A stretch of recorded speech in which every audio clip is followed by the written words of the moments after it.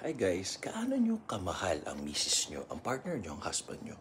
Ako, binenta ko lahat, tas lahat ng binili ko, car, house, lahat pinangalan ko sa kanya. Pinalam ko naman sa kanya kasi gusto ko, pag namatay ako, well off siya, masaya siya sa buhay, hindi siya maghihirap. Sabi ko nga, kung may magmamahal sa kanya, katulad ng pagmamahal ko sa kanya, okay lang sa akin na magkasawa siya ulit, mag-boyfriend. Sabi niya hindi. Pag sumalangit daw ako, kasama siya. Sabi ko, so deal namin hanggang 117 years old ako, hanggang 100 years old siya. Ganun ako kamahal na misis ko. So sana mahanap na rin yung partner na ganyan kayo kamahal, brings out the best in you. At kakampi nyo sa pang-araw-araw, hirap man o ginhawa. Kasi mahirap makahanap ng loyal, tsaka yung ganyan. Yung iba maniniwala sa chismis o paninira. Diba, alam mo naman, lalo na sa kagaya ko, mahirap yung ganyan, showbiz, celebrity.